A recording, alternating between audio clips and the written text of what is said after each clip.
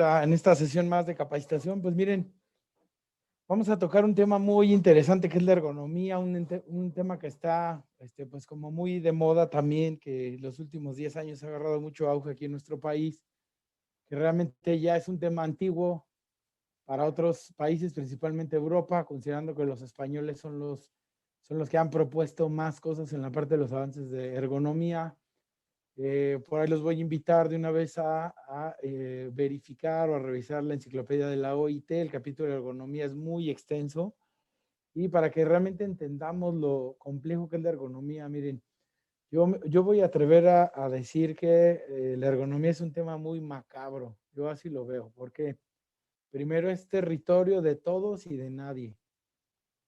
Si pudiéramos hacer una reflexión, el resto de los que estamos ahorita aquí enlazados, normalmente la ergonomía se cree por naturaleza. Yo creo que el razonamiento dicen, tiene que ver algo con daño al ser humano, le toca al servicio médico. O sea, creo que así es la cascada de razonamiento en general de los ingenieros, de los seguristas, etcétera. Entonces dicen, lesiones musculoesqueléticas, servicio médico. ¿Y qué creen? La ergonomía creo que no es puramente del servicio médico, al contrario, pero pues vamos a desarrollar todo el tema y al final nos echamos ahí un pequeño debate de preguntas y respuestas a ver quién es el verdadero responsable de la ergonomía, ¿sale? Entonces, bueno, miren, vamos a empezar rápidamente definiendo la ergonomía. La ergonomía es una ciencia, es multidisciplinaria, se dedica o se basa a hacer ingeniería de los factores humanos, considerando primero al cuerpo humano como si fuera una máquina biológicamente móvil que se adapta a diferentes situaciones, tanto a estaciones de trabajo, ambientes, horarios, etcétera. Y es la principal materia con la que trabaja la ergonomía. ¿Sale? Entonces, estudia diferentes cosas, estudia las demandas físicas y cognitivas del trabajo. ¿Sale? Entonces, cuando piensen en ergonomía, pues también no solo pensemos en si puede hacerlo o no, los alcances, que es lo que normalmente asociamos con la ergonomía, sino también vean cómo nos definen aquí también la parte cognitiva del trabajo. Y es aquí donde enlazamos a la NOM 35, ¿no? Que habla de los factores psicosociales. Entonces, muchas veces la ergonomía va siempre de la mano con la parte del factor psicosocial y tenemos que considerar estos dos factores, ¿sale?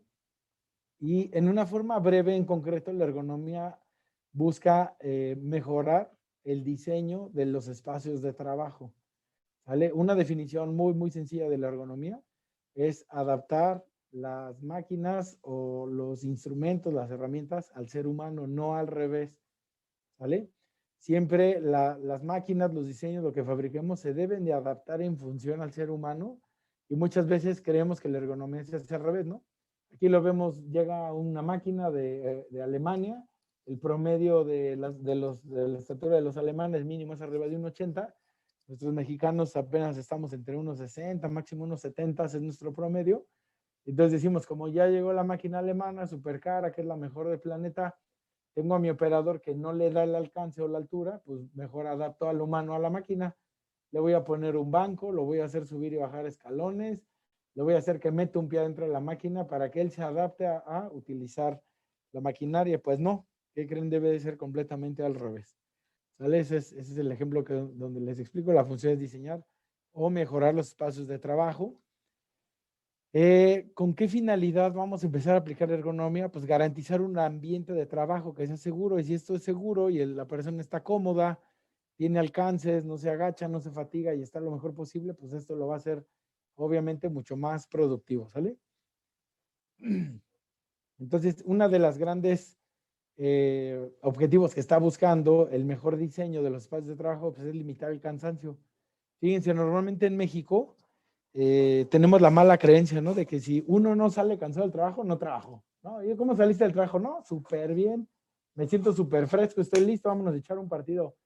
Y todo el mundo, la realidad es que en México decimos, no manches, no, este cuate es bien huehuenchis, ¿no? Como que hasta sale activo con la energía de su trabajo y empieza la carrilla, ¿no? El buen mexicano, no, pues ¿en qué trabajas? Y como que entonces que trabajas y yo hago que cobro, ya saben, ¿no? Cómo somos en México. Entonces, ¿Qué creen? Realmente un buen trabajo no nos debería de generar cansancio. Eso sería el ideal, eso es lo que debería de buscar también la ergonomía. Es de que yo vengo a trabajar en situaciones cómodas, en un medio ambiente adecuado, me siento bien en mi trabajo, desarrollo bien mi función, soy productivo y todo esto se desarrolla a través de una buena ergonomía, ¿no? Limito el cansancio. Y por último, obviamente lo último a lo que tenemos que llegar es a limitar alguna lesión o molestia, manifestación clínica o descontento, desagrado, que obviamente esto nos puede traer a la larga pues muchas implicaciones, ¿no? Cuando yo tengo un área de trabajo donde las personas se me están lesione, se van generando, vamos desarrollando diferentes ramas, diferentes aristas de algo que a la larga nos va a generar cosas graves. Fíjense que hay un fenómeno bien interesante donde en las áreas de trabajo donde se generan lesiones recurrentes, se empieza a generar un fenómeno muy interesante entre los operadores y se empiezan a hacer lo que yo llamo áreas de pánico. Pues oigan, ¿qué creen? Que en el área X ya se lesionó Juanito, de repente Anita ya se lesionó, y de repente tal, y de repente cuando alguien se va a reubicar a esa área, ya no quieren ir, les da miedo y empieza a hacerse ahí como que un temor, una zona de pánico, ¿no? Que a veces luego no puede ser real. Yo no dudo que sí haya muchas cosas que tenemos que hacer, pero fíjense cómo de inicio ya estamos generando un impacto en la parte cognitiva de los operadores, donde dicen, no, es que, escúchale, es que ya me castigaron y como me castigaron me mandaron esa célula y pues no, ninguna célula debe ser vista como de castigo o debe haber zonas de pánico, ¿no? Hay lugares donde inclusive aquí de broma decimos, no, pues es que es el área maldita, ¿no? Y dice la leyenda que aquí hicieron una vez un ritual satánico y de veras se hacen cosas extremas simplemente porque no hemos hecho una buena ergonomía, ¿no? En alguna de las áreas. Entonces, segundo, si empezamos a tener lesiones, muchas veces creemos que la respuesta, ¿cuál es? Pues cambia al operador. Entonces, ¿qué va a pasar con el nuevo operador que llegue? Pues también se va a lastimar. Y cambio ese operador y el otro que llegue, pues también se va a lastimar. Entonces, no es la solución. La mejor obra para limitar lesiones o molestias en la parte ergonómica es hacer ingeniería de las cosas, ¿sale? Porque no importa quién se ponga en el turno que llegue, o inclusive del peso, talla, estatura o edad que llegue, se debe de adaptar la zona de trabajo a esas personas para evitar cualquier tipo de lesión o molestias, ¿no? Y por último, haciendo una buena ergonomía y limitando todo esto, nos vamos a evitar cosas mucho más graves como generar ST9 en el IMSS, inspecciones de la Secretaría del Trabajo, vamos a mejorar la productividad, o sea, de todas tenemos muchos beneficios y muchas ventajas de sí tener una buena ergonomía, ¿sale? Pues miren, para ejemplificarlo de la mejor forma, vamos a hacer un pequeño ejercicio, miren. Voy a hablar a mi percepción, a mi apreciación de objetos con la peor ergonomía del mundo y ustedes me van a decir si les ha pasado o no. Les presento una mugrosa lavadora y lo voy a definir así porque no sé si a algunos de ustedes les ha tocado hacer algún tipo de mudanza, movimiento, que se han ido a ayudarle al amigo, al vecino, a su familia. Y para mí el objeto con la peor ergonomía que puede existir es una mugrosa lavadora. Porque están muy bonitas, están muy padres, hacen su función, hacen su chama, pero punto número uno, la mayoría de las máquinas de las de tipo lavadora son completamente lisas, son de forma circular o de una forma como cuboidea rara porque están demasiado anchas o demasiado largas, luego no caben realmente en donde uno podía tener el espacio y todo, pero eso no es lo más complejo, lo complejo es moverla. Si a alguno de ustedes les ha tocado mover una mugre de estas, no tienen superficie de agarre, nada, es completamente lisa. Muchas veces todas están a ras de piso, ¿no? Está completamente abajo, a ras de piso, no hay forma de cómo sujetarlas de una adecuada forma. Por ejemplo, hasta aquí, pues al menos tiene sus rueditas. Pero segunda forma antiergonómica, la mayoría de la altura de estas maravillosas máquinas, pues está diseñada para población americana. Es la realidad. Todo lo que nos llega normalmente tiene una altura mucho mayor y allá andamos para sacar la ropa, para lavarla no pasa nada, uno la avienta y ya, no pasa, pero para sacarla, la estaja uno se cuela, se mete hasta el fondo de la lavadora y ahí andando hasta jalándola con el palito de lo que se pueda o metiéndonos literal adentro de esta mugre para sacar la ropa porque no tiene una buena ergonomía. ¿Sale? Ahí a los que les ha pasado, reflexionenlo. Mi mensaje es que la ergonomía no solo es trabajo, ¿eh? La ergonomía es en todo lo que hacemos en nuestra casa, en la cocina, donde comemos, donde nos sentamos a ver la tele, los sillones, donde nos sentamos a hacer home office o hacer otro tipo de actividades. Y vean cómo una simple actividad rutinaria, que esto prácticamente lo podemos hacer diario, ¿no? Lavar nuestra ropa es diario. Observen cómo hay un riesgo ergonómico muy alto, ¿no? Realmente luego ni lo hacemos consciente. Y ahora les voy a hablar del otro lado de la moneda. ¿Cuál es, a mi apreciación, lo mejor que existe en la ergonomía? Los vehículos. Los vehículos son una obra maestra de ingeniería, así tal cual.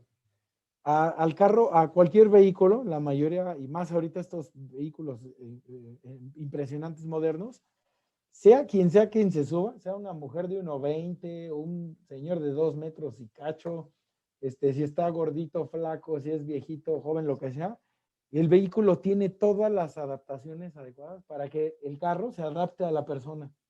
Si el asiento se mueve adelante, atrás, se sube, se baja, se mueven los asientos, tiene posiciones el volante, se mueven los espejos, el retrovisor, los pedales se hacen para adelante, hasta se dobla una cosa aquí en los carros ya muy lujosos, se dobla una cosa en la zona lumbar para el soporte y bueno, hasta las pompis calientan, para que se den una idea de la bendita ingeniería que tiene un vehículo, ¿no? Entonces, es para mi punto de vista lo mejor que puede haber en ingeniería de ergonomía. Miren nada más estos vehículos nuevos con todas las adaptaciones que tiene para que cualquier ser humano que se suba al vehículo se adapte. Y miren el futuro, ¿eh? Este es un vehículo de Porsche que se llama Prophecy, es de los últimos que están saliendo. Obviamente, pues vehículos de lujo, ¿no? Yo creo que en mi vida voy a poder ver una cosa de estas. Pero observen ahora el interior, ¿eh? Ya ni siquiera tienen tableros, está hecho para que la persona se siente, prácticamente se acueste, el carro hasta se maneja solo y está mugre, ¿no? Entonces, vean, la mayoría de ustedes conocen los Tesla son vehículos que se manejan solos, uno pone la ubicación y uno puede hasta dormido ahí y el carro solito te lleva a donde quieras. Entonces, les estoy dando dos ejemplos de una muy mala ergonomía y lo mejor que hay en ergonomía. ¿Cómo se traduce todo esto? Pues es ingeniería pura para que se adapte a los seres humanos, ¿no? Pues miren, vamos a hablar en breve de lo que se debe hacer para empezar a tener programas de ergonomía, ¿sale? Lo primero que debemos de empezar a hacer el objetivo de la ergonomía es adaptar el trabajo a las capacidades y posibilidades del ser humano, no al revés. No el humano se debe de adaptar al trabajo ni a las máquinas, sino el trabajo y las máquinas se deben de adaptar al ser humano, ¿sale? Entonces podemos empezar con pues, vigilancia a la salud, vigilancia a los factores de riesgo que puedan ver en el trabajo. Hay que identificar los trabajos de riesgo que se puedan considerar como de riesgo elevado. Debemos de empezar análisis del trabajo. No sé si aquí han oído hablar un famosísimo estudio que se llama de tiempos y movimientos. Y esto debe de estar en función a dos cosas. La parte de los ingenieros normalmente piden producción, ¿no? Piezas por hora. Pero ¿qué creen? Aquí tiene que entrar un jugador indispensable que es el ser humano. Esas piezas por hora, ¿cuántas me aguanta la persona que tenga en la operación? Porque muchas veces sacamos un vil cálculo, ¿no? La pieza, a ver, el ciclo de la máquina es de 10 minutos, le caben dos piezas, 10 por dos piezas, 60 minutos, la producción debe ser de X número. ¿Y la persona? Fíjense, la primera variable que yo les pondría es, oiga, ¿y esa persona si quiere ir al baño? Ahí hay un sesgo en tu cálculo de tiempos y movimientos. Si la persona va a comer, ya hay una variable número 2. Si la persona tiene que ir hasta no sé dónde a desplazar hasta su locker por el EPP, ya es otra variable, ¿sí me explico? Entonces aquí en el análisis de trabajo no solo entra cuántas piezas por hora puedo meter y a cuántas me da la máquina, que muchas veces desafortunadamente lo hacemos así. Hay un jugador muy importante siempre que es el trabajador, ¿sale? Hay que ver qué intervenciones puede haber en el trabajo, como lo que les acabo de explicar. Y algo importantísimo para empezar el estudio de la ergonomía es que hagan una bendita retroalimentación, ¿sale? ¿Quién es el mejor conocedor de la célula del área de trabajo? Pues el que vive ahí. ¿Quién vive ahí? El operador. Nosotros desde afuera podemos ver muchas cosas, pero el que vive y siente y hace, él sabe, la máquina sabe, conoce muy bien su casa y él es el que mejor les puede decir, oye, es que sabes que aquí es lo más pesado, es aquí donde hay que moverle, aquí es donde no hay que moverle. Muchas veces, si me ha pasado, uno llega y ve más o menos cómo se agachan Y le decimos luego al ingeniero, ¿no? Oye, Inge, hay que ponerle aquí algo para que levante. Y resulta que no, al operador no le sirve. O sea, no hay algo que me levante, mejor ponme algo que transporte. Pero nunca le preguntamos a él. Y es algo bien importante tener esta retroalimentación, ¿sale? Para empezar la ergonomía. Estoy hablando del inicio, ¿sale? Entonces, miren cómo un programa de ergonomía ya en un diseño, así de forma general, pues tiene que haber un montón de cosas, ¿no?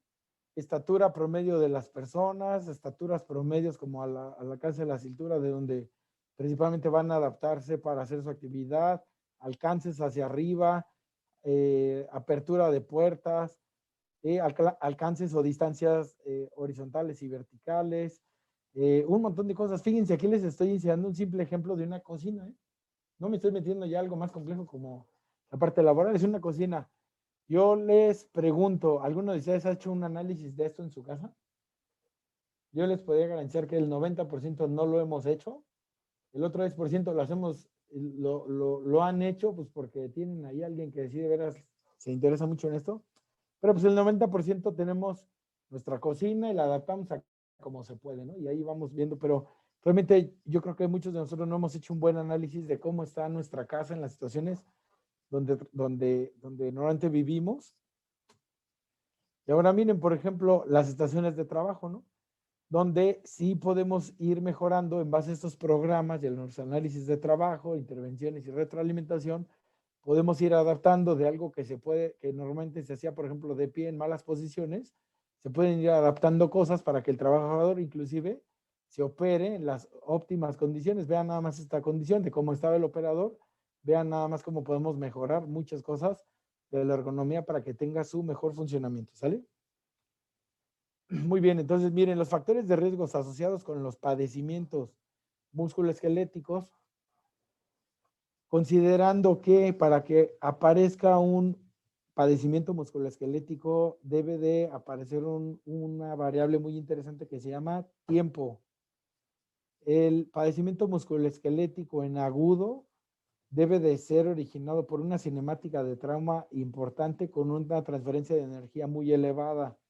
¿Sale? Estoy hablando de que la persona hizo un movimiento terrible con una carga máxima. Ahí es donde puedo tener una lesión en agudo. Pero si no, el microtrauma o el trauma acumulativo es el que más está pegue y pegue y pegue en toda la parte del padecimiento musculoesquelético. Y esto pues obviamente es a través del tiempo. Señores, esto nos da una oportunidad de actuar y de mejorar alguna área de trabajo, ¿sale? Entonces, miren, ¿cuáles son los factores de riesgo? La aplicación sostenida o alta de una fuerza.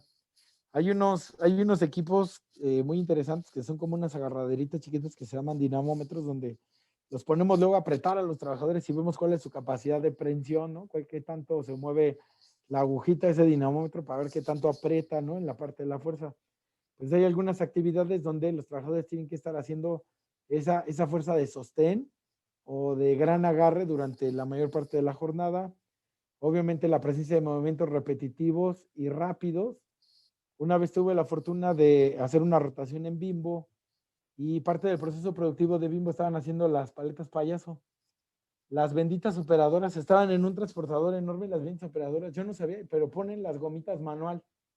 Va la mugrosa paleta como a, no me atrevería a decir, como a 5 o 7 kilómetros por hora, y ahí está la bendita operadora atinándole a los ojitos a la cara, ojitos, cara, ojitos, cara, ojitos, cara, y de repente se han visto que por ahí sale una carita medio chueca, pues claro, ¿no? Tarde o temprano se les puede ir. Pero miren, esas benditas señoras no paran, ¿eh? No paran. Están poniendo ojitos cara, ojitos cara. Eso es un movimiento repetitivo muy, muy cañón, ¿no? Y de ahí pues, ustedes me pueden dar un millón de ejemplos, ¿vale? Obviamente la presencia de posturas inadecuadas y sostenidas, este tipo de posturas se ven más en soldadores, ¿no? Donde yo he visto mucho los técnicos electromecánicos, soldadores, como tienen que reparar piezas rotas o que ya están en mal estado o tienen que montar cosas, normalmente se andan agachando abajo de las máquinas, en soportes y andan agarrando ahí la postura donde mejor les agarre para hacer este tipo de trabajo, ¿no?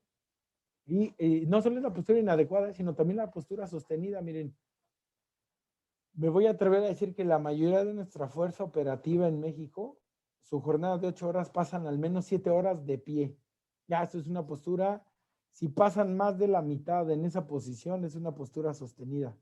Bipedestación prolongada que tiene algunas implicaciones a la salud, como la presencia de insuficiencia venosa y posturas sostenidas por sedestación. El estar mucho tiempo sentado, ahí está todo nuestro personal administrativo de oficinas, todo el tiempo están sentados. Puede generar también otras alteraciones a la salud, también insuficiencia venosa, entre muchas otras. ¿Sale? Presión de contacto también, hay veces que tenemos que estar haciendo el contacto con la superficie, ya que hacer cierta presión, empuje, agarre, mover, etcétera. La vibración, aguas con la bendita vibración, esto yo sé que entra en otra norma, pero la vibración también entra como una predisposición de padecimientos musculoesqueléticos. La famosísima el síndrome, la enfermedad de Raynaud, el síndrome de Kiekbuk, por ejemplo, que es una necrosis vascular del huesito del escafoides, en la mano, y asimismo pues puede tener también muchas otras implicaciones que sí entra dentro de los riesgos ergonómicos y los ambientes, ¿no? Las temperaturas, las temperaturas extremas, ya sean muy calurosas, muy frías, van a generar disconfort, van a generar problemas osteomusculares. Por ejemplo, los ambientes fríos generan contracturas musculares y estas contracturas musculares, si van aunadas de una mala hidratación, pues pueden generar también con mayor facilidad padecimientos musculoesqueléticos, ¿no? Entonces, miren, vamos a hablar sobre los principios para el diseño de las estaciones de trabajo. Lo primero de las cosas principales que nos penaliza la ergonomía es mantener cosas en flexión, extensión o rotación del cuello o tronco. ¿Sale? Uno de los mejores ejemplos que les puedo decir es cuando la persona carga algo muy pesado y rota la columna. Imagínense esa columna siendo como un mecanismo de presión entre los discos intervertebrales, y esto a la larga, pues claro que va a generar alguna lesión en la columna o en el resto de las articulaciones. Ahora imagínense el cuello, ¿no? Por ejemplo, un dato curioso, no sé si han visto, pero hay una mayor incidencia de lesiones del cuello y está asociado al uso del celular. ¿Han visto la posición normal? Que claro, que cuando traemos el celular normalmente hacemos un movimiento de flexión de la columna cervical y no sé por qué demonios, así lo hacemos todos, ¿no? Ya como por naturaleza voy a agarrar mi celular y de inmediato inclino mi cuello, lo flexiono a más de 30 grados y si hay una incidencia mayor de lesiones del cuello, nada más por ver el mugre aparatito, ¿no? Pero imagínense en las áreas de trabajo, ¿no? El mantenernos en cuclillas, el hacer ABD, o sea, alejar de la línea media, abducción, elevación o flexión del hombro. Estos son cosas que están muy, muy, muy penalizadas en la ergonomía. La abducción, recuerden que entra el 90 grados prácticamente, es pura del músculo deltoides. Que elevemos o flexionemos el hombro, ya nos puede generar ahí lesiones. Flexión de los codos, extensión y flexión de la muñeca, recordando que la muñeca normalmente se tolera o tiene un margen de maniobrabilidad a 45 grados, pero cuando la muñeca flexiona o extiende a más de 90 grados, ahí ya se colapsa y puede traer enfermedades como el síndrome de túnel del carpo, ¿no? Y extensión continua de los dedos o flexión continua de los dedos también. Son de las principales cosas que cuando ustedes empiecen a ver una estación de trabajo deben de verificar que estas de preferencia no estén, ¿no? De evitarlas o de ver cómo se pueden mejorar para que no existan, ¿sale? Entonces, el primer punto que tenemos que hacer es reducir las posturas inadecuadas y sostenidas, que pueden ser cualquiera de estas. Segundo, hay que reducir la presión de contacto, ¿sale? Aguas con la superficie de apoyo, ¿no? Que deben de tener, primero, pues un buen agarre, de preferencia una buena anatomía, para que puedan sostenerse de mejor forma, que se puedan adaptar también a la forma de la mano, que tenga yo dónde meter mis manos. El ejemplo que les decía de las benditas lavadoras, que hay uno extendiendo las manos y anda uno haciendo ahí maniobras para agarrarlo. Y que esto no ejerza una presión muy importante sobre los tendones, nervios, huesos o las bursas de todos los paquetes ahí articulares para que puedan generar alguna lesión en los tejidos blandos, ¿no? Entonces aquí va más hacia las zonas del agarre. Y por último, debemos diseñar tareas alternas que puedan afectarse cada 20 a 60 minutos, sería lo ideal, ¿sale? Yo aquí me voy a meter a un punto muy importante que son las pausas para la salud. está por demás decir que debemos de hacer por cada, al menos al inicio de la jornada, a media jornada y al final de la jornada, debemos de hacer pausas para la salud. Es un tema donde hay una gran resistencia aún por parte de los encargados porque seguimos viendo que las áreas de producción siguen pensando en producción. Entonces dicen, oye, Doc, si me vas a frenar mi producción 5 minutos al inicio, a mitad y al final de la jornada voy a perder 15 minutos más la media hora de comida, más los 10 minutos del baño, más, ya no me salen las piezas. No, Doc, no es viable y no te voy a aceptar. Señores, esto es una realidad, lo tenemos que ir implementando porque además, ¿qué creen? Hay una bendita norma que nos está exigiendo que empecemos a hacer pausas para la salud. O sea, las vamos a tener que ir implementando, quieran o no, las áreas productivas, ¿sale? Y aquí, también de esta parte del diseño de las tareas alternas, es algo muy sencillo. Oye, el operador está echando piezas 40 minutos, pero tiene 10 minutos para ir a llenar su reporte y pone sus números de piezas que hizo y cuántas lleva y numera o empieza a etiquetar. Aquí ya le cortamos el ciclo. Y un ejercicio que estaba haciendo de forma continua, ya lo distraje, ya lo relajé, ya cambió la actividad. Es ahí donde debemos de pensar en la alternancia del tipo de actividades en el diseño de las estaciones de trabajo, ¿no? Y esto, pues, con la pura finalidad de evitar posiciones corporales estáticas y estar mucho tiempo haciendo una sola actividad. ¿Sale? Entonces, hablemos rápidamente sobre las estaciones de trabajo para las computadoras. Entonces, lo que estamos buscando en las estaciones de trabajo para las computadoras es disminuir el riesgo asociado al tipo de la actividad.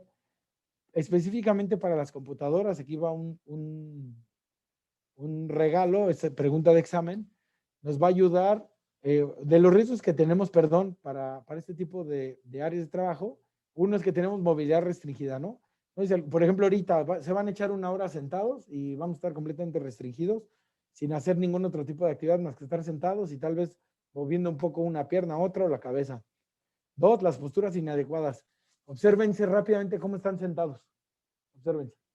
Realmente estamos en la mejor postura y conforme va pasando la clase, yo les voy a garantizar que para el cierre de la hora ya van a estar derretidos en la silla ya. Conforme va pasando el tiempo, nos vamos ahí como derritiendo y vamos agarrando posturas así muy raras. Y tercero, verifiquen su iluminación.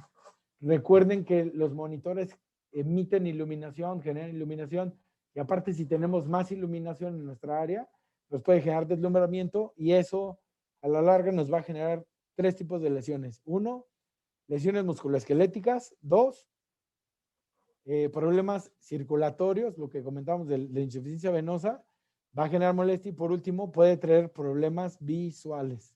¿Sale? Fenómenos de deslumbramiento generan síndrome de ojo rojo, ojo cansado, etcétera, ¿no? Y a esto añádanle muchas otras cosas, ¿no? Que ya ando malo, tengo otras enfermedades, no hago ejercicio, soy sedentario, ya tengo ametropía y no veo de lejos y de cerca, etcétera, ¿no? Entonces, acuérdense que estas 3 cosas asociadas a los riesgos, a parte de los riesgos de computadoras, pues nos va a generar este tipo de lesiones. Ahora, ¿qué es lo que debo de hacer? Punto número 1, ajustar la altura de la silla, ¿vale? La altura del asiento debe estar lo suficientemente baja como para que ustedes estén apoyando sus pies. Si esta es su silla así, si pueden apoyar bien sus pies. Lo ideal es tener siempre los 2 pies ahí apoyados, luego estiramos o cruzo el pie o los doblo hacia atrás. Lo ideal es siempre tener sus piecitos bien apoyados. Segundo, el soporte para los brazos debe de permitir apoyar los antebrazos con toda comunidad. No las axilas, no el pecho, no los hombros, los antebrazos deben de estar muy bien apoyados a la altura de donde estoy trabajando. En este caso, si es una máquina, computadora, un tablero, tablet o laptop, esa es la posición adecuada, como lo pueden ver en esta imagen. ¿Sale? Quitándole la carga a muñecas, codos y hombros. Y se relaja. Paso número 2, colocación adecuada de la pantalla y eliminar el brillo. ¿Sale? No sé ahorita ustedes hagan el ejercicio, ¿a qué altura tienen su monitor? La mayoría de nosotros tenemos el monitor hacia abajo y hacemos una inclinación de la columna cervical forzada. Eso es lo más común. Chequen ahorita cómo está su monitor. Enderecenlo y lo ideal es que pongan alguna altura para que pues, les quede el monitor en una posición recta de su columna, pues les queda a la altura de la forma en la que ven, ¿no? Sin inclinar el cuello. Los campos visuales deben de estar localizados frente al operador, no de lado, no chueco, no hacia arriba ni abajo. Lo ideal es que estén completamente de frente, un poco por debajo, no más de 30 grados. O sea, la inclinación que nos puede permitir esta zona es no mayor a 30 grados a nivel de los ojos y a no más de 72 centímetros de distancia. Ni tampoco estar muy cerca, a unos 48 centímetros, ni más allá de 72 centímetros. O sea, no debemos de estar en un rango más o menos de esta distancia del monitor, es lo más adecuado. Y el monitor debe ubicarse de tal modo que la fuente de luz quede a un lado o encima del usuario, ¿sale? Reducir la iluminación general a unos 500 luxes. No es bueno tener menos de 300 luxes, que es ya cuando, por ejemplo, tenemos una luz todo apagado y una luz afuera del cuarto, no es lo más correcto. Y tampoco es lo más correcto tener un lugar donde tenga una iluminación excesiva, ¿no? Porque también esa iluminación excesiva refleja en el monitor y estamos teniendo un deslumbramiento, ¿sale? Entonces aquí están los rangos, acuérdense, entre un ángulo máximo de 20 grados, 40 a 75 centímetros, que pueda reposar ambos pies y que la espalda se mantenga preferentemente recta, ¿sale? Y por último, la posición de los accesorios, ¿sale? El teclado y los accesorios deben estar colocados directamente enfrente y cerca del operador. Hay muchas veces que tenemos el mouse o los teclados, otras cosas, estirando los brazos, eso no es lo más correcto. Y uno de los principales errores que cometemos es esto, miren, las flexiones, las angulaciones de más de 45 grados, flexo-extensión, ya sea tanto para escribir en los teclados o la parte laterales como los movimientos del mouse. ¿Sale? No sé si han visto algunos mouse ergonómicos actualmente donde el mouse ya no se utiliza de forma convencional, sino se utiliza así, se utiliza de forma horizontal. En vez de estar horizontal, se utiliza de forma vertical. Ya son mouse que están verticalizados y eso disminuye mucho las lesiones en la muñeca. ¿Sale? La selección del diseño de las herramientas manuales, hay que reducir la fuerza de presión de la mano, es algo muy, muy importante. Evitar que nuestro paciente esté haciendo todo el tiempo pinzamiento, apretando y cerrando con su mano. Para eso tenemos muchas máquinas que nos pueden servir, como son los Mototool o algo de automatización o algunas cosas que sean neumáticas, no hidráulicas, neumáticas, que nos pueden ayudar a través de resortes, todo eso, pues para evitar la fuerza de presión. Segundo, reducir movimientos rápidos y repetitivos, como ya hemos visto. También aquí una de las soluciones puede ser hacer semiautomática la operación o tener un buen estudio de tiempos y movimientos. ¿Sale? Aquí nos recomiendan rediseñar la tarea para reducir al mínimo también las distancias. Y tres, evitar a toda costa el uso de la mano como una herramienta. Hemos visto muchas veces que el operador, con tal de hacerlo muy rápido, anda apretando ahí con los deditos y hasta le da el último ajuste y cuando termina de darle el último apretón, hasta con el puño le pega ahí para que el tornillo entre muy bien. No, señores, nunca debe usarse la palma de la mano, los dos o lo que sea, como un martillo. ¿Y qué creen? Es un movimiento hasta frecuente que el propio operador ya lo hace por naturaleza y muchas veces ni se dan cuenta. ¿Sale? Y una recomendación también, si no puedo hacer algún rediseño por la cuestión de costos y todo eso, con mayor razón tienen que implementar las benditas pausas para la salud y estas las pueden hacer inclusive cada hora, ¿sale? Cuando ya el operador hace mucho movimiento, ya sea de sus brazos, las manos, está apretando todo el tiempo, está aflojando o está poniendo ojitos y boquita de la paleta payaso, tienen que hacer una pausa para la salud. Yo se lo recomiendo que sea al menos por cada hora de trabajo, de 3 a 5 minutos de pausa para la salud, y esto les va a ayudar mucho a disminuir la fatiga, el cansancio y las lesiones osteomusculares, ¿sale? Ahora hablemos de otra cosa, la biomecánica, el levantamiento, empuje y jalón. Creo que muchos de ustedes ya dominan este tema. Los principios de levantamiento, ustedes ya los conocen. Lo primero es mantener la carga lo más cerca posible de la columna, ¿no? O sea, hay un principio muy sencillo de biomecánica que con los codos flexionados a 90 grados y cerca del cuerpo, tengo una mayor capacidad de carga de cualquier tipo de objeto.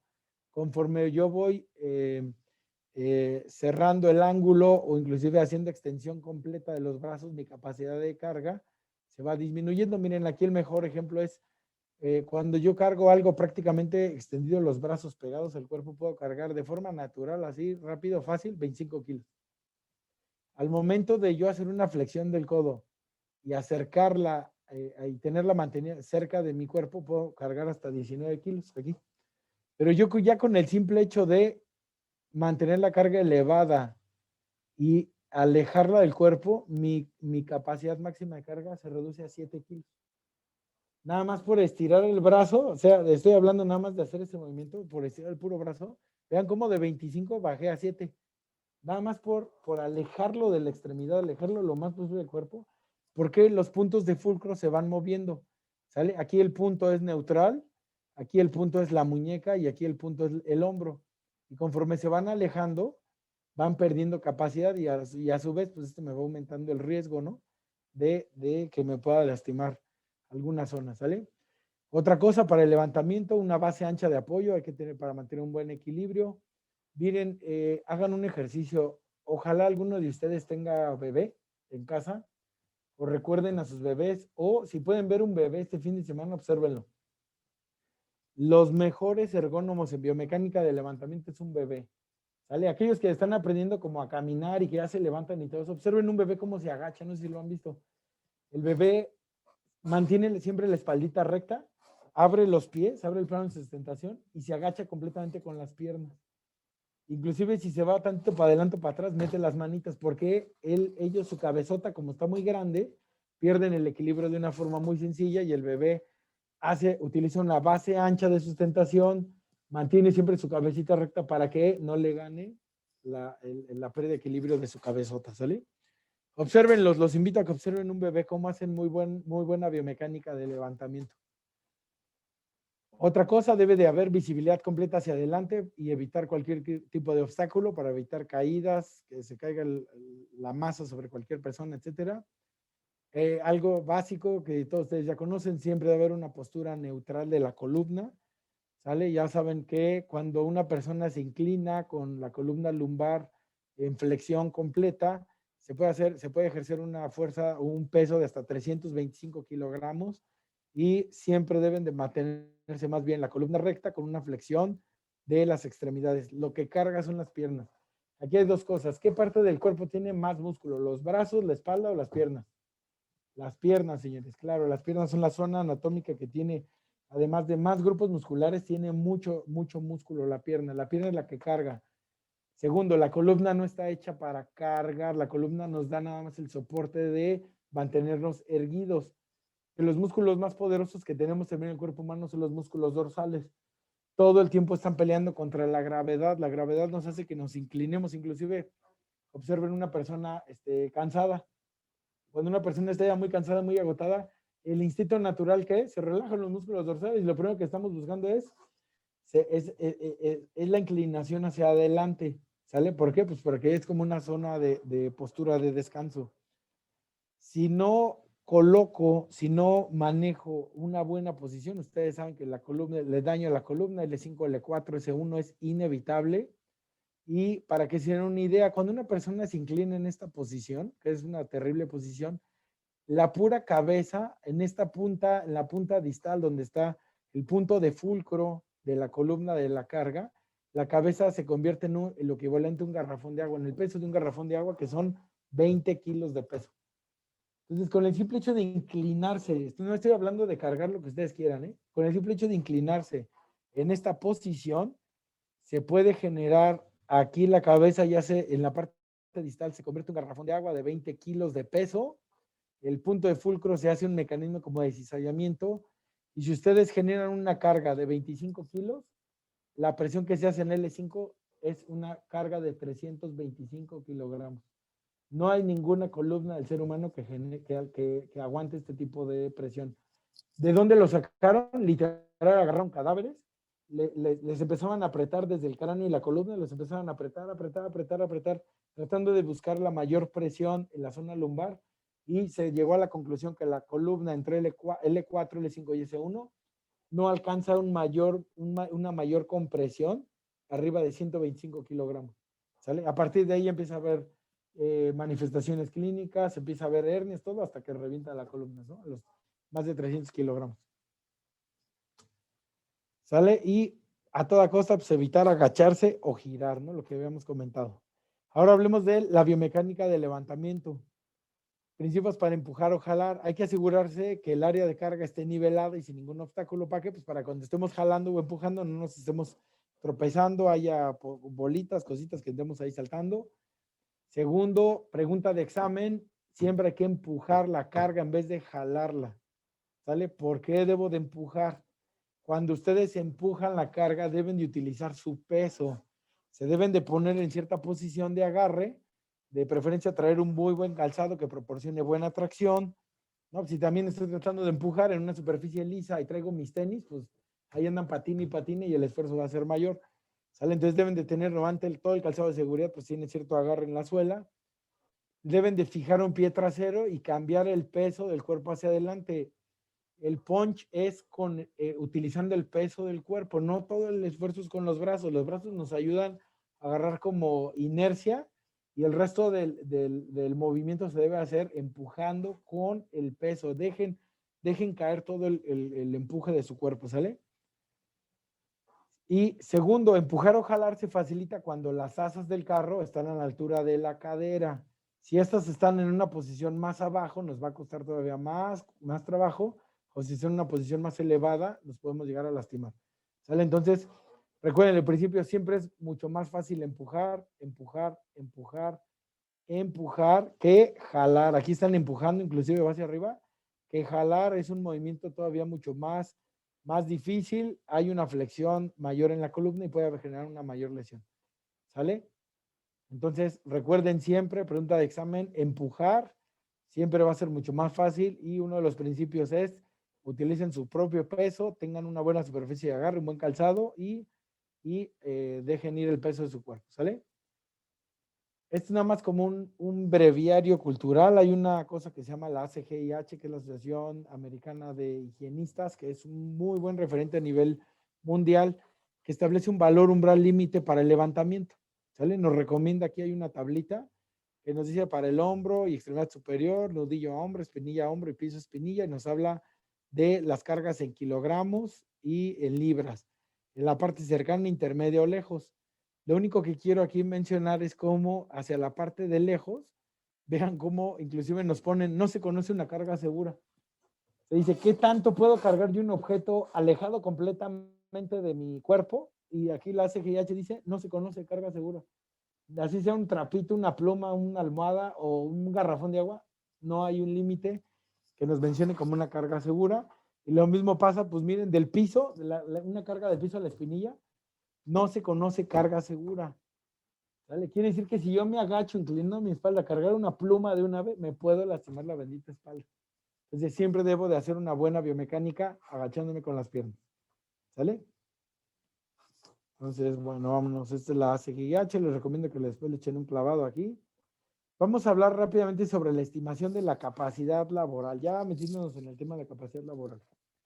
Espero que hasta aquí no haya ninguna duda.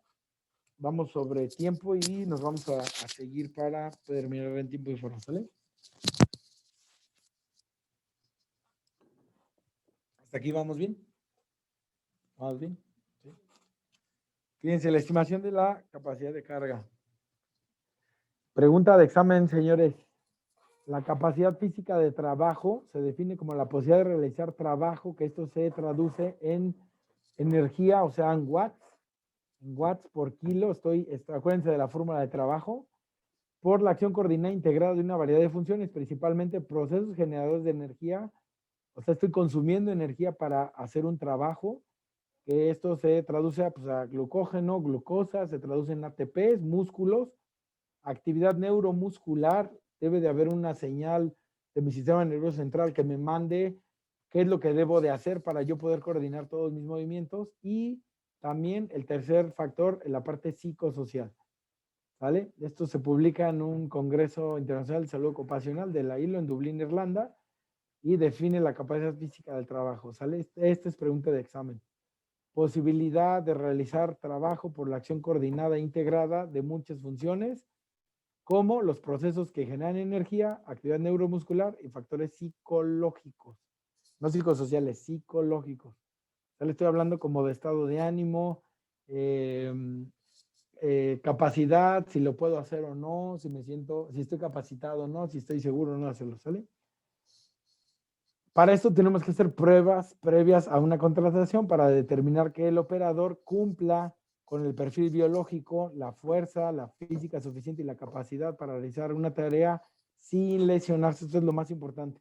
Recuerden, muchas veces cuando estén haciendo su examen médico de ingreso, muchas veces dicen, no, es que el doctor es bien manchado, batea todo y a todo le pone no apto y ahí nos estamos peleando con reclutamiento y capital humano. Pero ustedes deben de hacer un análisis sobre estos factores de la capacidad física del trabajo, generación de energía que se traduce en masa muscular, fuerza, índice de masa corporal, actividad neuromuscular, coordinación neuromotriz, si tiene ciertas habilidades y el factor psicológico, puede y sabe hacerlo. Sobre todo esto se determina una aptitud, porque si no, se va a generar una lesión, ¿sale? A donde lo pongan.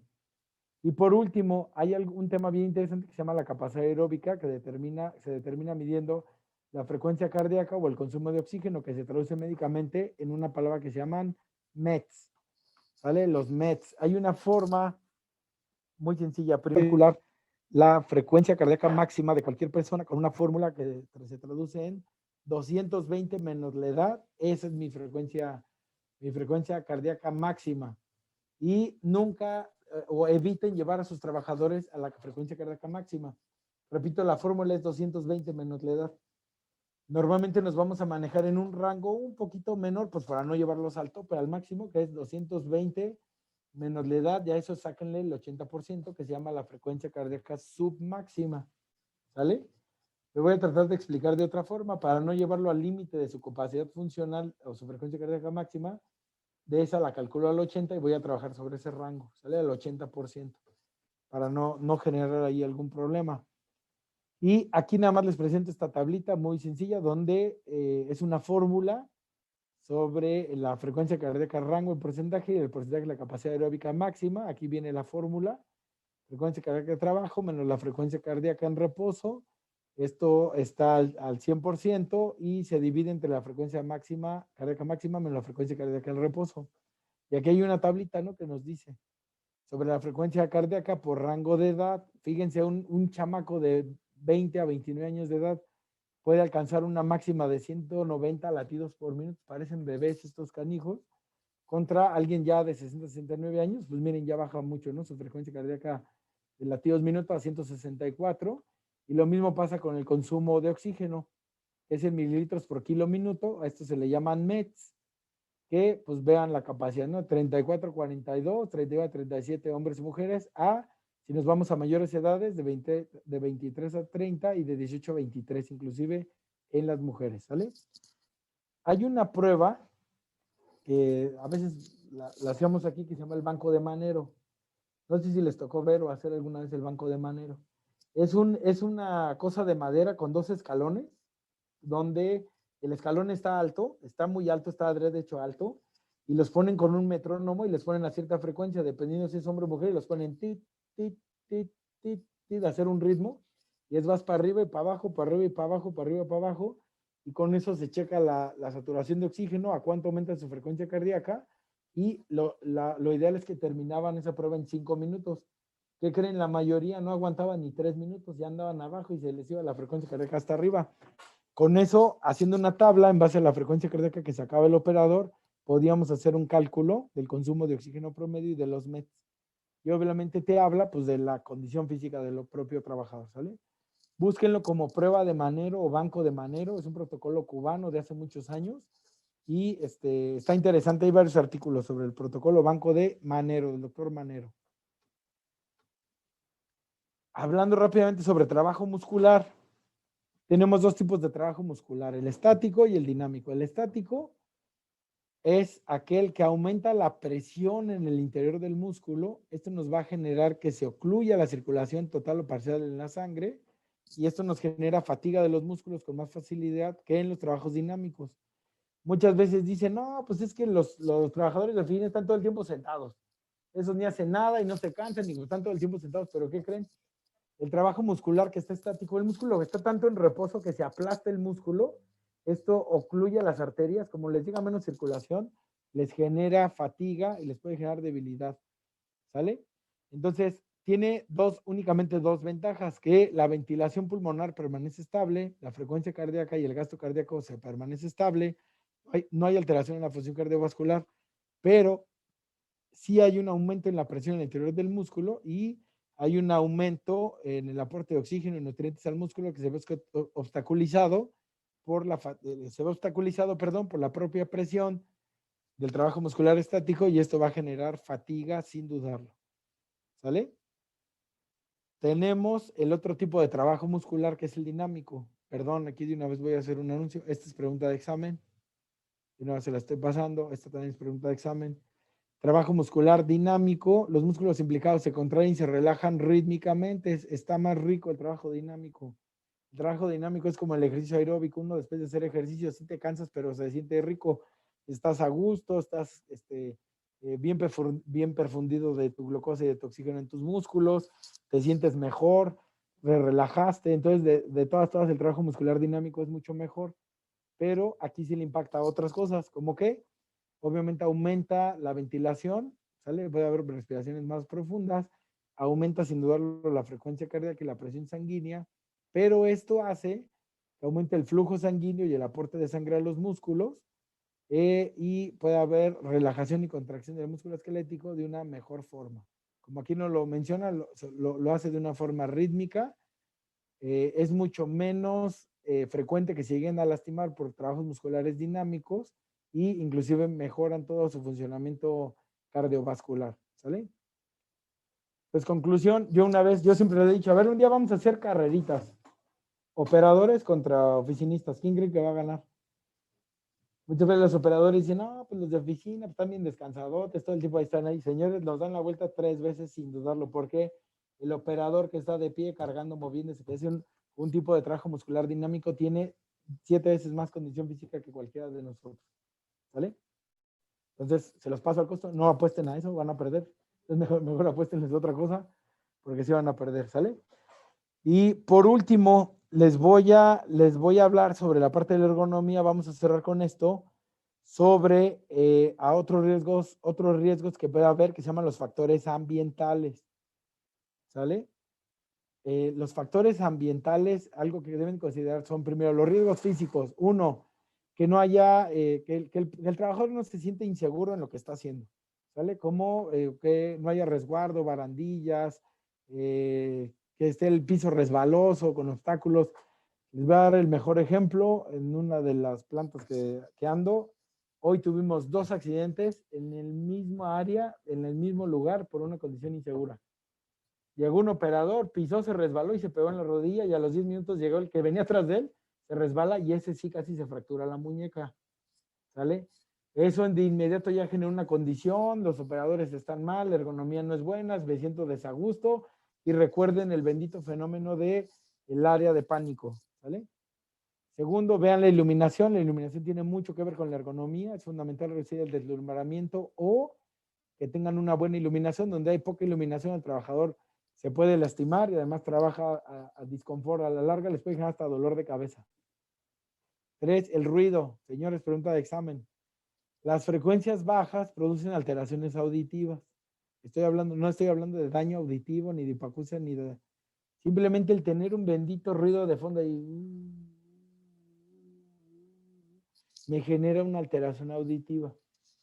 ¿Sale? No es normal tener ruidos de fondo, se llaman los ruidos sordos o secos. Esto es frecuencias bajas. Las frecuencias altas interfieren con la concentración del pensamiento. Obsérvenlo en lugares donde hay extremo ruido. Le dicen al operador, llegando, tienes que agarrar, y le pones el tornillo y le aprietas 3/4, ¿sí?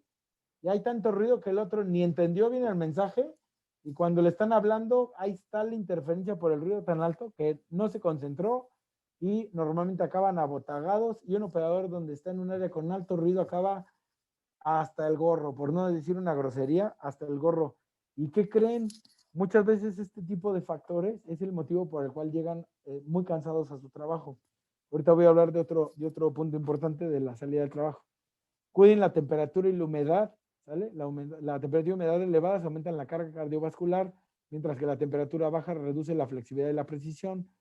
Y por último está la vibración. ¿Sale? La vibración en periodos prolongados afecta vasos sanguíneos pequeños y nervios de los dedos. Por ejemplo, la vibración se mide en extremidad, que es el mano-brazo, o total o corpórea. Y cuando se aplica vibración en mano-brazo puede generar varias enfermedades como Raynaud, es una de las más comunes. Y aquí tenemos límites de vibración total vertical para el cuerpo de 3 a 5 Hz. Y ya se pueden empezar a presentar molestias de 2 a 11 Hz. ¿Sale? Conclusión. Todos el resto de los factores ambientales actúan en un todo, en una persona que está percibiendo estímulos a través de sus sentidos, y si yo no tengo un buen confort, esto le va a generar también disconfort ergonómico y va a generar malestar, va a trabajar menos, se va a enojar, se puede hasta pelear con los supervisores o con los compañeros.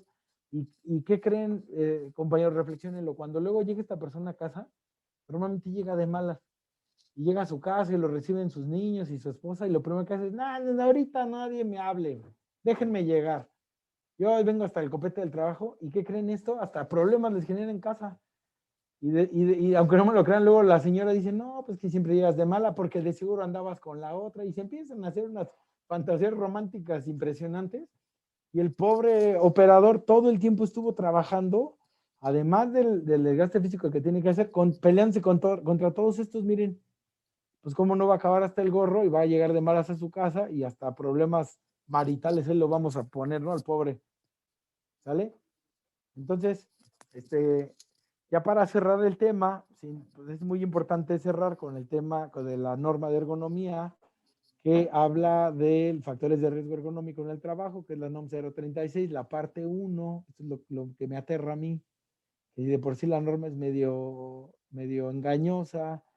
A mi humilde criterio no está bien redactada, nos deja muchas cosas a la deriva, y esta únicamente es la parte 1. Esto quiere decir que puede haber 2, 3, 4, 5, 10, 9, 20 partes.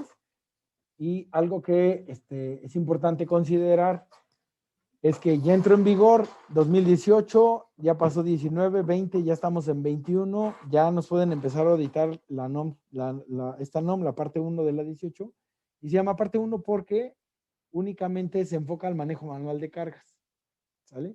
Yo creo que después va a haber una parte 2 que hable de inclinaciones del tronco, y una parte 3 que hable de un montón de otras cosas, pero hablando rápido del resumen de la norma, dice: manejo manual de cargas es la actividad que desarrolla uno o varios trabajadores para levantar, bajar, empujar, jalar, transportar y o estivar materiales. Aquí está la clave de todo: empleando su fuerza física con o sin equipo auxiliar. ¿Sale? O sea, cualquier cosa que sea utilizando fuerza física ya es un manejo manual de cargas. Y aguas, el corte es a partir de 3 kilos. ¿Sale?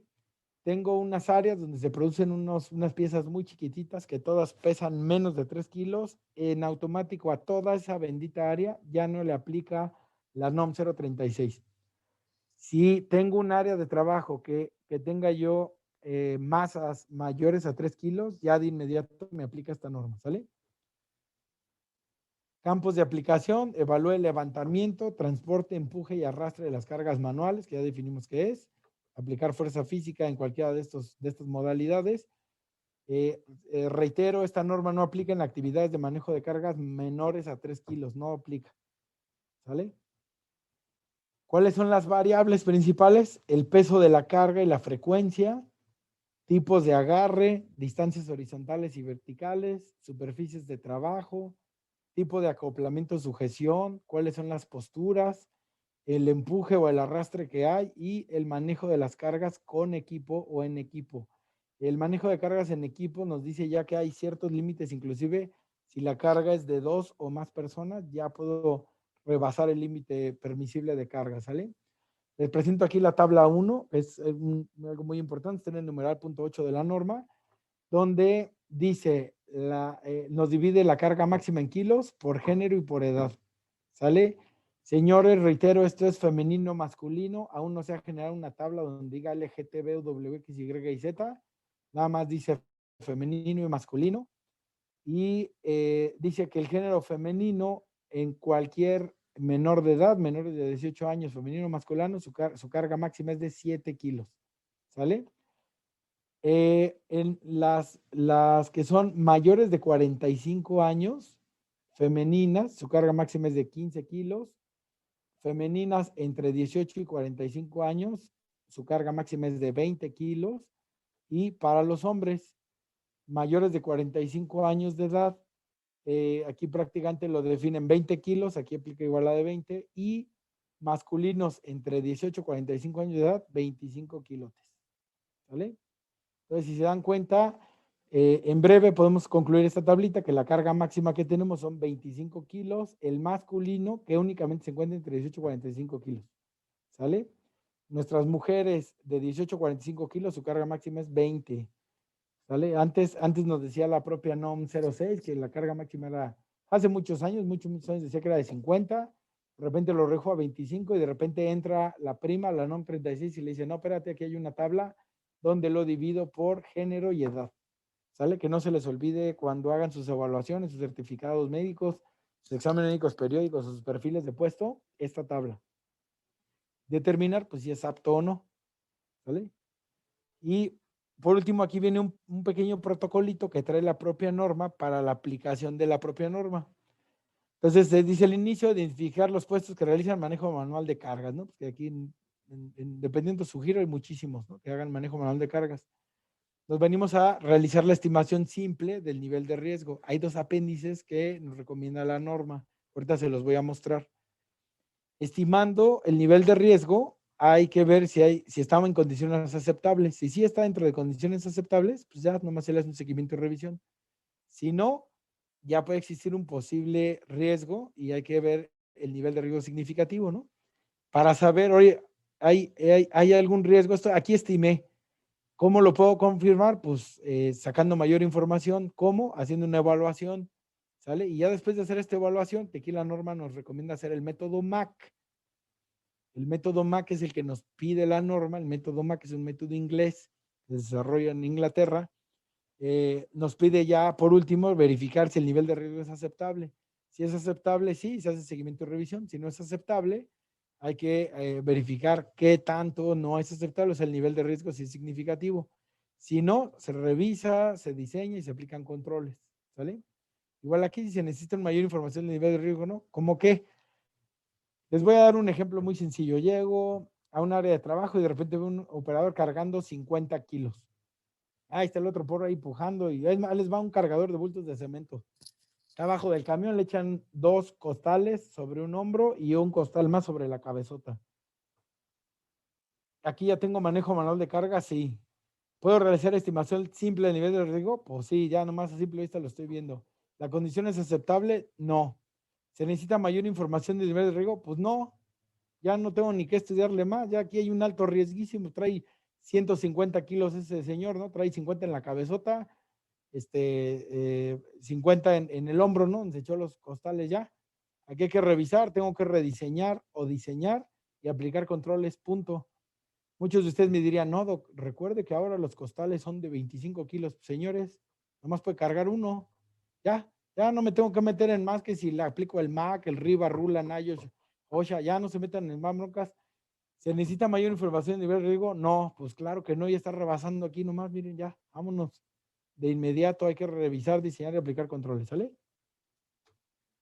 Les presento en breve el método MAC que se llama Manual Handling Assessment Charts. Es el MAC Tool, lo repito que es inglés. Y pues miren, evalúa todo esto.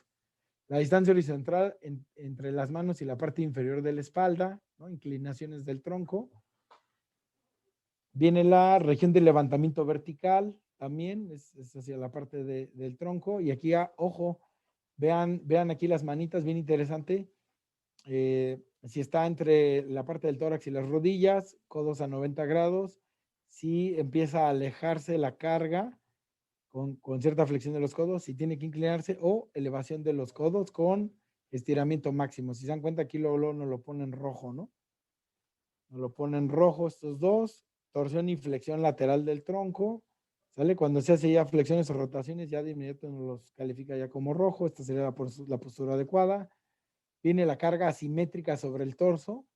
¿Sale? Aquí que luego cargamos normalmente sobre un solo lado, aquí ya nos está penalizando, ¿no? El mejor ejemplo, quien carga un garrafón, normalmente nos inclinamos hacia el lado donde está todo el peso de ese garrafón. Y por último, pues viene el peso de la carga y la frecuencia, ¿no? Aquí viene el levantamiento por día, minutos, de 30 minutos hasta segundos, y después viene el peso de la carga en kilogramos, ¿no? Entonces, aquí ya sacamos unas variables, se calculan, y aquí ya nos va dando más o menos la tabla, y al final también involucra la distancia, ¿sale? Y fíjense, si tiene que, aparte de que hace rotación y mueve y todo, y además el peso y la carga es de más de 10 metros, ya de inmediato nos la pone en rojo, ¿no? Ya va, está interesante el método MAC, está padre, sí es un poco laborioso, pero es algo interesante. Y fíjense que la propia norma nos pide contestar el cuestionario nórdico de Quarink. Lo desarrolla esta doctora finlandesa.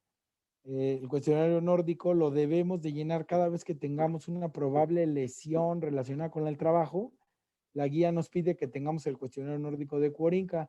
Aquí les presento un muy buen ejemplo, que es del Colmena Seguros, yo creo que es de otro país. Viene primero como el aviso de privacidad y que certifica que sus respuestas son verídicas y todo. Y la información general de todos los datos importantes del trabajador, como la edad, el género, su dominancia, estatura, peso, antigüedad, son datos muy interesantes. Y por último nos pide sombrero señale con una X el área que presenta molestias. ¿Sale? Entonces dicen, los últimos 12 meses ha presentado dolor o molestias constantes en hombros, codos, manos, cuello, bla, bla, bla. Así se viene una listita. Sí, no, derecho, izquierdo o ambos. Después aquí impedimento para hacer actividades normales externas al trabajo. ¿En dónde? Sí, no, derecho, izquierdo o ambos. En los últimos 12 meses, visitas de médico por síntomas, por estos síntomas.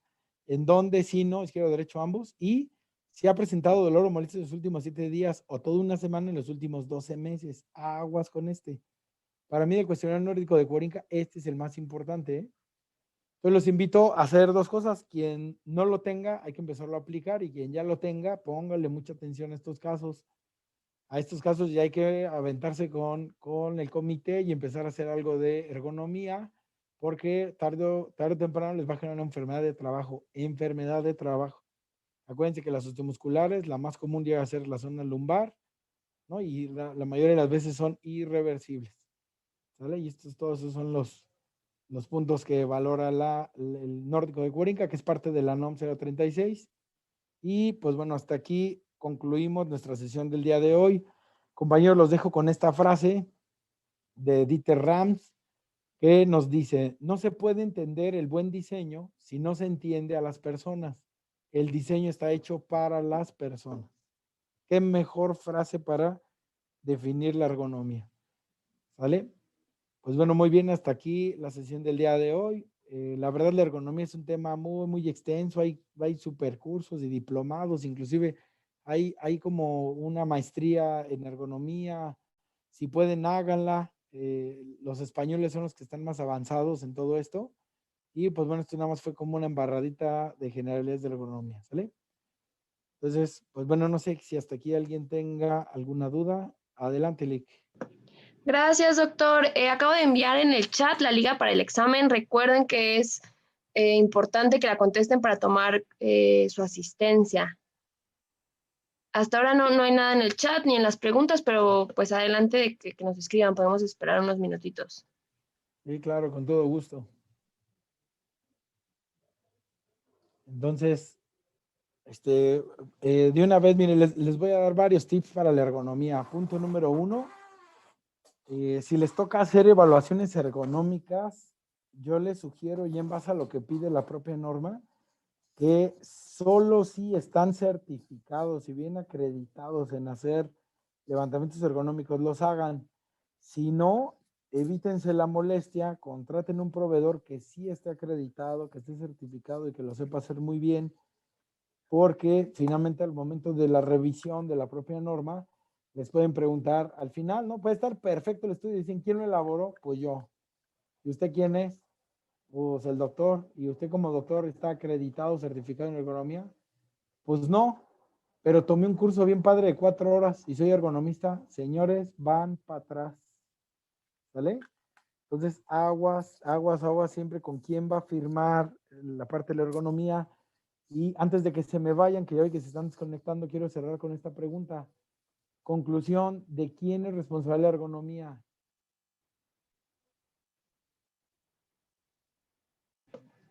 ¿De quién es responsabilidad la ergonomía? Aquí mientras vamos a contestarle al buen Francisco Javier. Dice, la técnica de levantamiento de carga cuenta con algún estudio científico. A la fecha no he encontrado fuentes confiables. Pues mira, Francisco, los que más te pueden orientar o lo más confiable para la técnica de levantamiento de cargas es la NIOSH.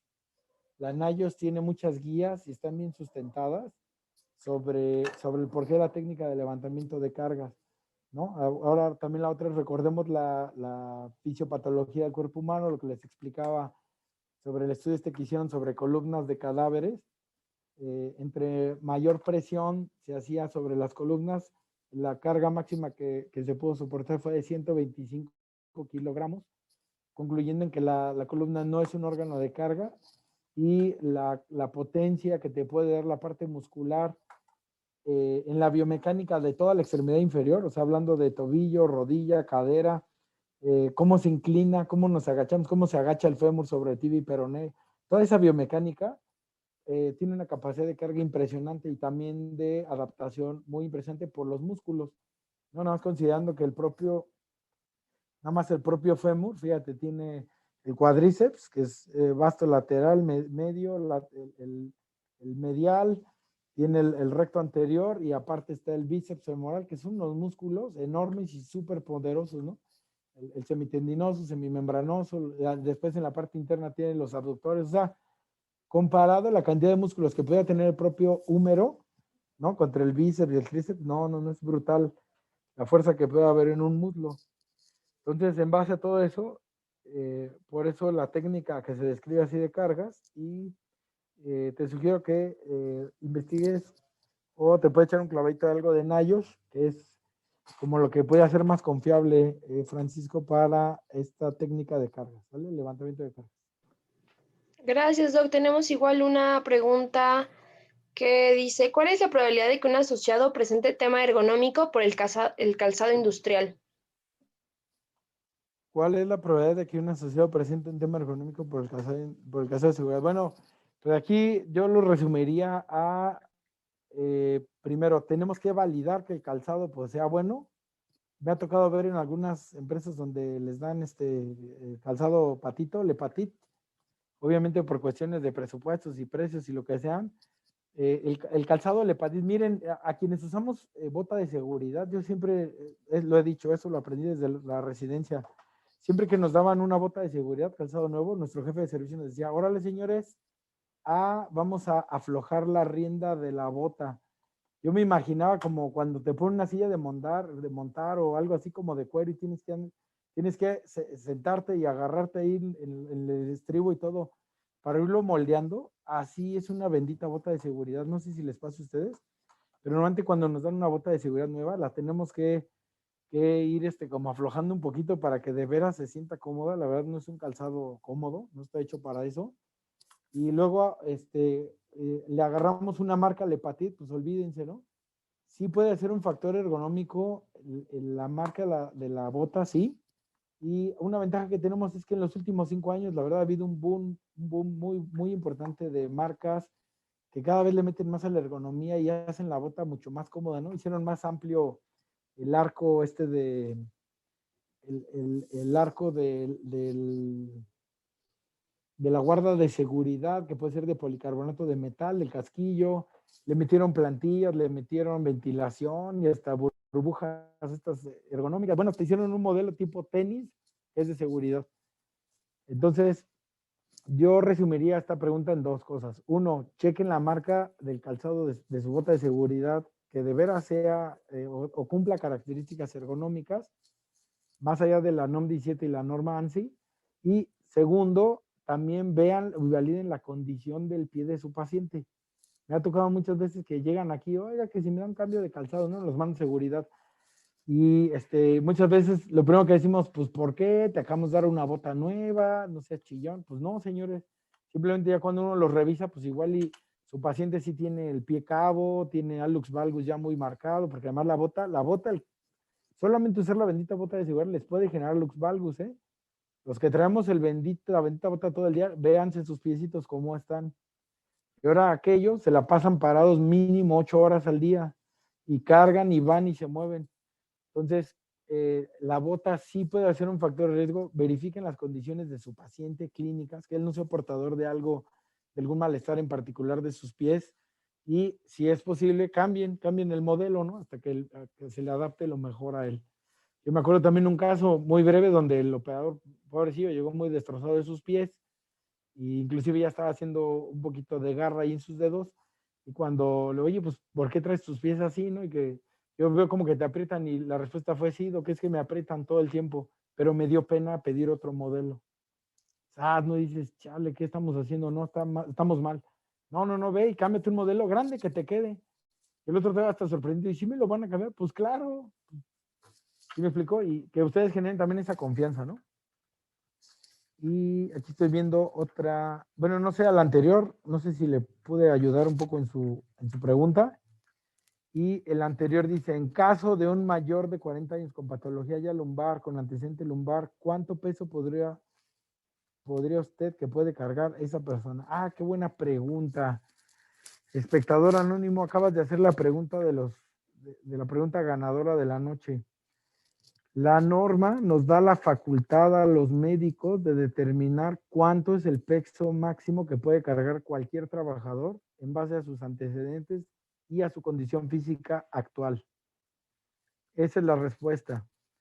Si no importa si la persona tiene 40 años de edad, ya tiene patología lumbar, no nos debemos de basar únicamente en la tabla, debemos de basarnos en el criterio médico ético y decir, esta persona por estas condiciones y por este antecedente, su peso máximo es de 5 kilos, 10 kilos, 2 kilos, o de plano no puede, ¿sale? Si de plano no puede cargar, es la norma 36, nos da esa facultad a los médicos, ¿sale? No sé si pude aclarar tu pregunta, que gracias por la pregunta, la verdad está muy interesante, espectador anónimo, muy bien.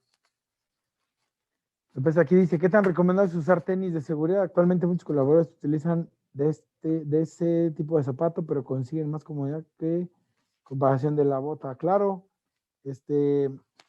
Sarita, es algo muy interesante. Lo que yo te digo es, dependiendo tu giro y tu tipo de riesgo, adáptales o no la bota o el tenis. Por ejemplo, yo tengo una planta donde es la forja. Yo por ninguna razón le puedo sugerir al de seguridad que me cambie a tenis, porque si se les cae una bendita pieza de 22, 28 kilos en el pie, o que además está al rojo vivo, que estoy seguro que la tela del tenis jamás va a poder contener la temperatura con la que está la pieza, o les cae un abrazo y todo eso, no es imposible que puedan traerle el tenis, ¿no? Y hay otras áreas, estoy consciente de otras áreas donde pues está leve, hay piezas pequeñas, hacen ensambles o hacen alimentos o hacen cintas, no sé, cintas estas con pegol, y dependiendo de tu giro, yo te sugiero que adaptes y verifiques cuál es tu riesgo y por qué no, si darles el tenis, recordando, yo insisto, en la ergonomía es confort. No se basa únicamente en la ergonomía, todo lo de cargas y pesos, no es confort. Oye, a ver, mi riesgo es menor, no hay algo importante que si le pega, si le cae encima de su pie o le queme o le perfore algo ahí en su pie y puede usar el tenis, pues dáselo, ¿no? Yo no le veo mayor riesgo. Ahora, lo único que siempre debes considerar es que el tenis contra la bota puede haber una variación en la suela antiderrapante. Eso sí, considéralo. Nada más que no tenga superficies donde se te puedan resbalar, y si cumples como con esos criterios, adelante, ¿no? Que tus trabajadores estén lo más confortable posible. ¿Vale? No sé si